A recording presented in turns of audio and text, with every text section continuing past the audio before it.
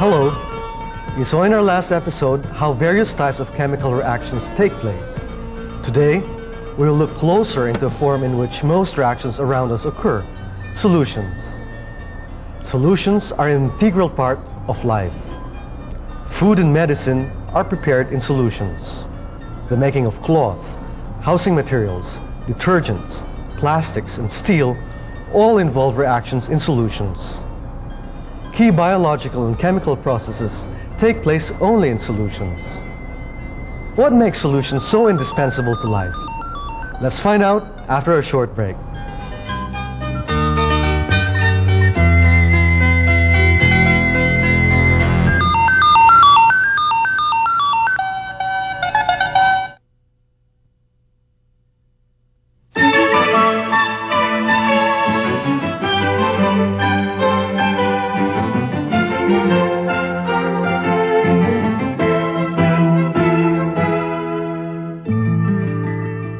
In a supermarket or grocery, you'll probably find an amazingly wide array of thirst-quenching drinks. Some are sugarless, some are not. Some are caffeine-free, others not. But amid all this variety, what do they all have in common? These drinks are all solutions, homogeneous mixtures of various solid and liquid flavoring agents in water. And if you add carbon dioxide gas, you get a carbonated drink.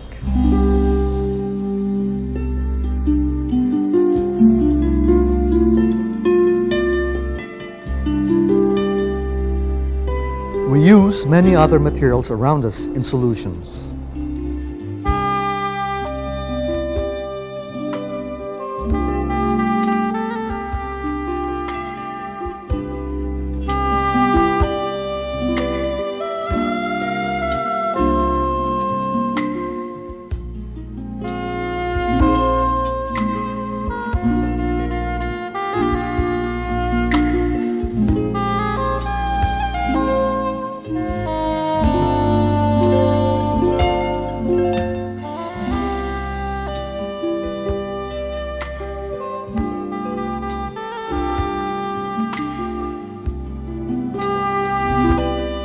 You probably have a number of your own examples in mind.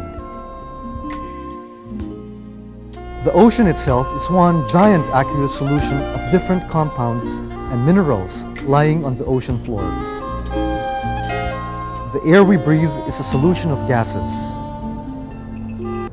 In our body, blood carries waste materials in solution form from the tissues to the excretory organs.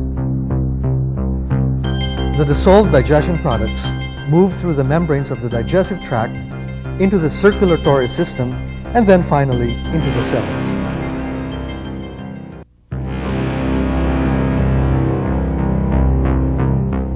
If I mix orange concentrate with water,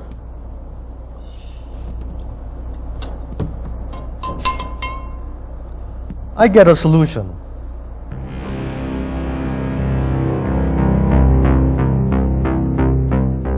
As we showed in an earlier episode, this homogeneous mixture has two components, the solute and the solvent.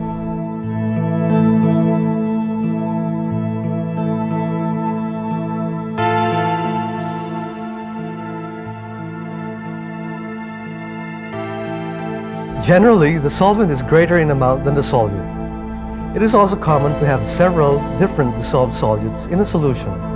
For example, seawater.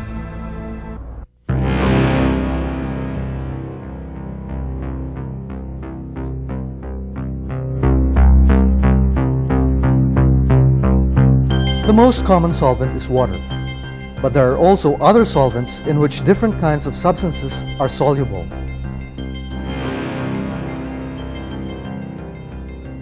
Medicines and drugs are generally aqueous or alcoholic solutions of physiologically active compounds.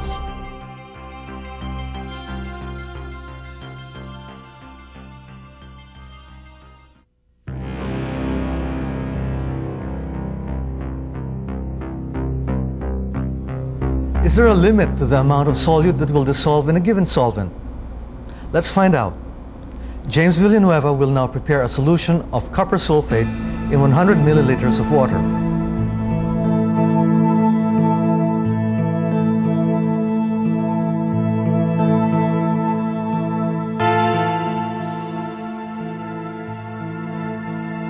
As long as solute continues to dissolve in the solvent, the solution is said to be unsaturated.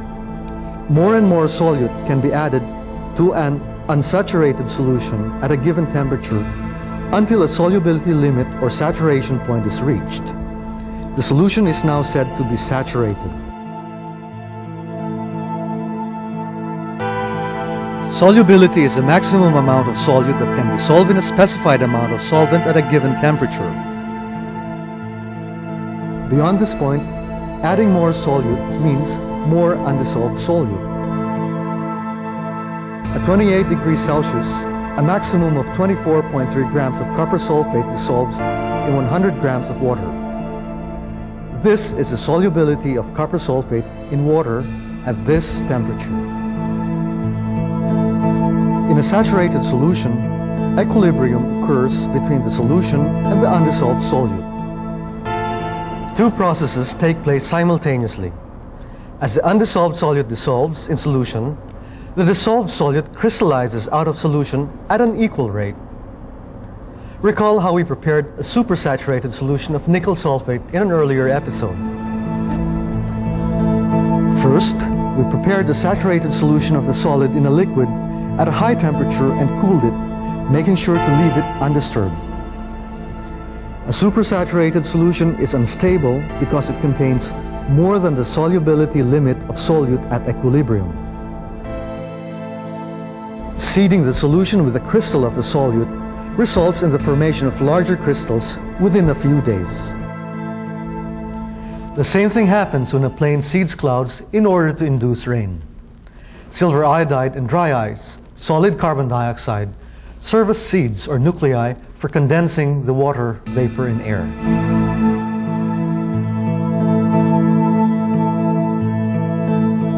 Let's go to liquid solutions. Consider the liquids pentane and hexane. When mixed in any proportion,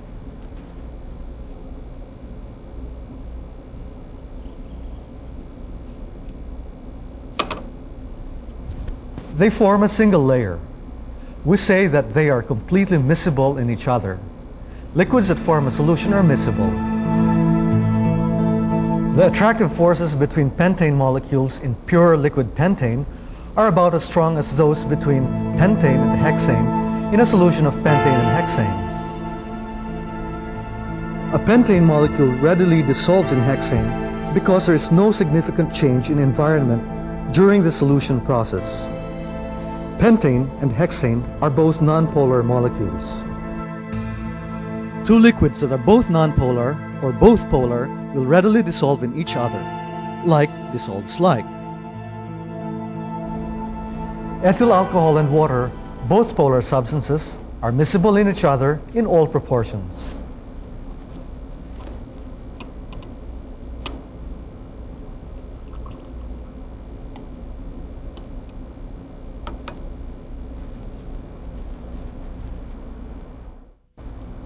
Carbon tetrachloride and water behave differently. They form two separate layers on mixing and are completely immiscible.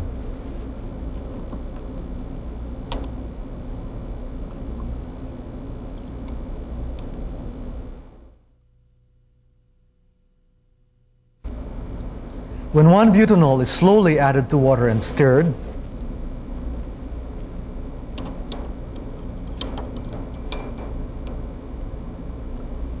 a homogeneous phase initially forms. As more butanol is added, the mixture forms two layers. The upper layer is 1-butanol saturated with water, and the lower layer is water saturated with 1-butanol. There is a limit to the amount of 1-butanol that will dissolve in water. Only 9.1 milliliters will dissolve in 100 ml of water. Why is sodium chloride soluble in water but insoluble in benzene and insoluble in carbon tetrachloride? Why are oil and wax insoluble in water but soluble in benzene or carbon tetrachloride? Benzene and carbon tetrachloride are suspected carcinogens. Be careful when handling them. The principle like dissolves like applies to these systems. Sodium chloride dissolves in water. Oil, benzene, and carbon tetrachloride are nonpolar. Can you predict what will happen when we mix vegetable oil with carbon tetrachloride?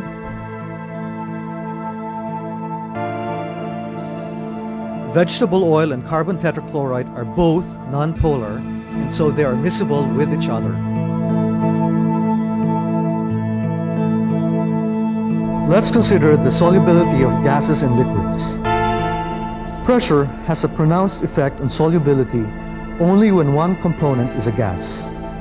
We can observe this in soft drinks or carbonated beverages. During carbonation, high pressure is applied to force carbon dioxide into solution. To maintain this pressure, the bottle is capped tightly.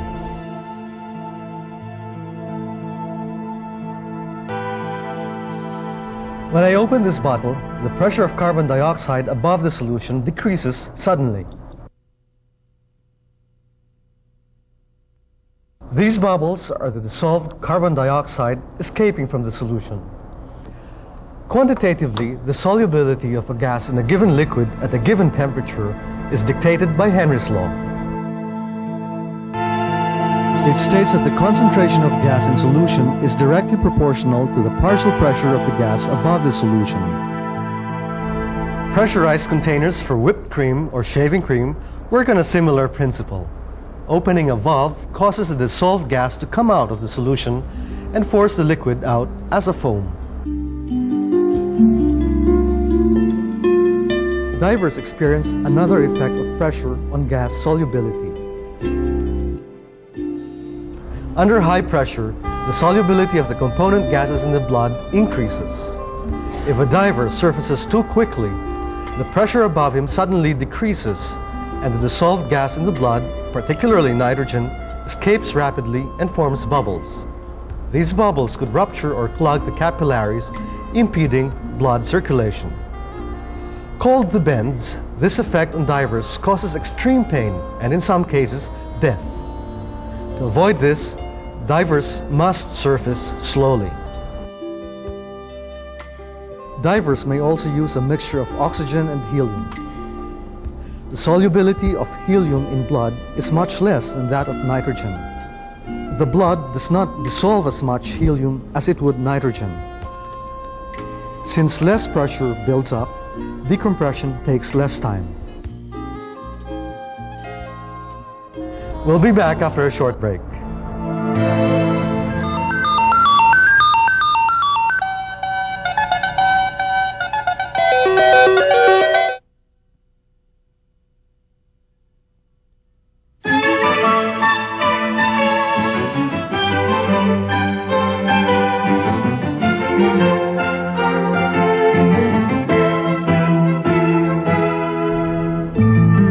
Let's now look into the effect of temperature on the solubility of a gas.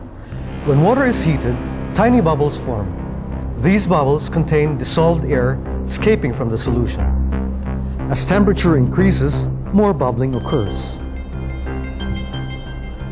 The gas molecules acquire kinetic energy that allows them to overcome the attraction of surrounding solvent molecules. Boiled water tastes flat because it has lost dissolved air. As a general rule, the solubility of gases in water decreases as the temperature of the solution increases. What about the effect of temperature on the solubility of solids? These graphs show the solubility of some solids in water as temperature changes. There is no simple rule that helps us predict the effect of temperature on the solubility of liquids and solids. With increasing temperature, lithium carbonate decreases its solubility in water. Potassium chloride increases.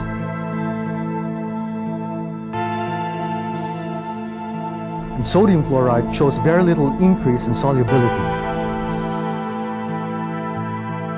Generally, the solubility of substances that absorb heat in dissolution increases with temperature.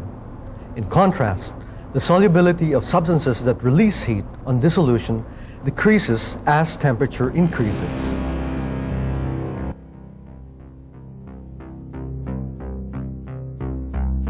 Chemical reactions often take place in solutions. Thus, we need to understand the methods of expressing the relative amounts of solute and solvent. We also need to learn the correct techniques to prepare solutions. Describing a solution as dilute or concentrated is a qualitative way of describing the concentration of a solution. Quantitatively, we define the concentration of a solution as the amount of solute dissolved in a given amount of solution, or by a specified amount of solvent.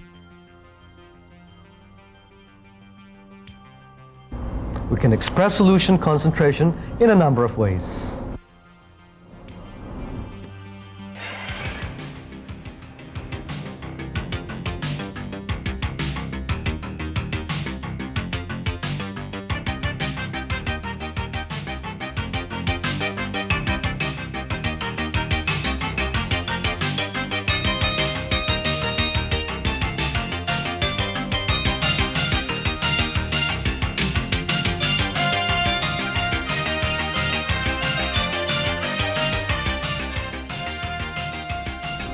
Chemists often find it convenient to express solution concentration in molarity.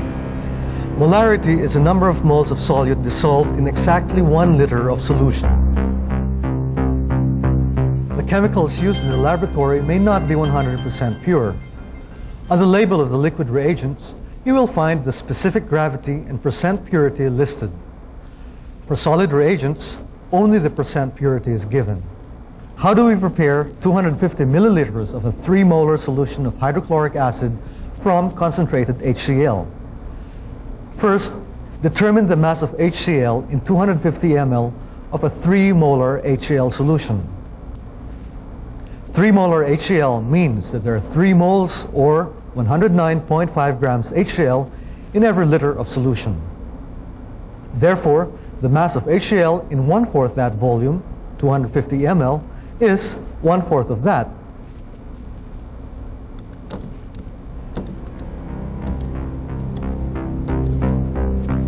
Or 27.4 grams.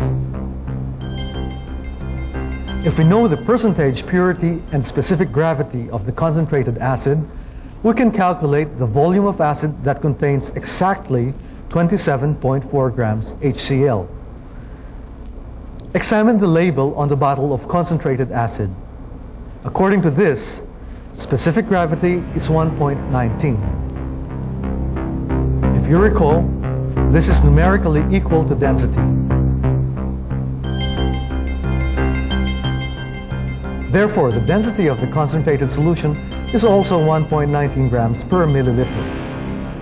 Now, on the label of the bottle, you find that the solution is 36.9% HCl by weight. That means that for every 100 grams of concentrated solution, there are 36.9 grams of HCl.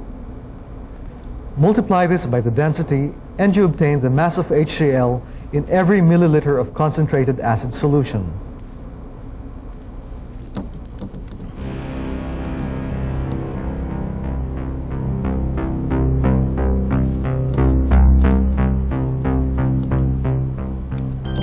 That is, every milliliter contains 0.439 grams of pure HCl. Remember, we need 27.4 grams HCl to prepare the solution. By a simple mathematical ratio, we see that there are 27.4 grams HCl in 62.4 milliliters of concentrated HCl. James will now prepare this solution. Using an ordinary graduated cylinder, pour about 150 milliliters of distilled water into a 250 milliliter volumetric flask. Add the 62.4 milliliters of concentrated acid to the water in the volumetric flask in small portions at a time. Swirl the flask after each addition. Rinse the beaker well with distilled water several times and add the rinsings to the volumetric flask. Dilute to the mark with distilled water from a wash bottle or a Pasteur pipette. Stopper the flask and mix the contents well by inverting it several times. Sometimes we have to prepare a dilute solution from a more concentrated stock solution of known concentration. Let's prepare 100 milliliters of a 2 molar solution of sulfuric acid from a stock solution with a 6 molar concentration. Recall, the molar concentration or molarity of a solution is the number of moles solute in 1 liter, 1000 milliliters of solution. The solution is homogeneous, and multiplying molarity by a given volume in liters will give us the number of moles solute in that same volume. When a given volume V1 of a concentrated solution with a molarity M1 is diluted to a final volume V2, the number of moles of solute in both solutions is the same. We can show this through this equation. The difference between 100 milliliters and 33.3 milliliters, 66.7, is the approximate volume of water required for this dilution. When making this dilution, first put water in an amount less than you'll need in a volumetric flask. In this case, say 50 milliliters. Measure out 33.3 ml of 6 molar sulfuric acid. Pour this slowly, using small amounts at a time, into the volumetric flask. Swirl after each addition. Dilute to the mark with distilled water from a wash bottle. Shake well.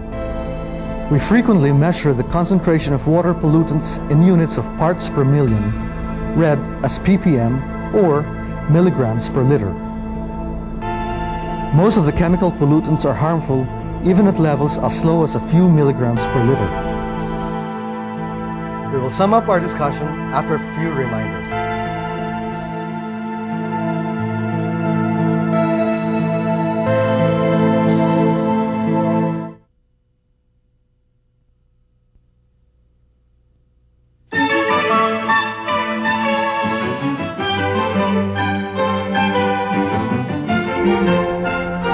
Today, we discussed solubility. We also discussed the factors affecting solubility. Finally, we studied how to prepare and dilute solutions properly. In our next episode, we will tackle another kind of mixture, colloids. I hope you enjoyed today's discussion on solutions. This is your host, Ramon Miranda, saying good day.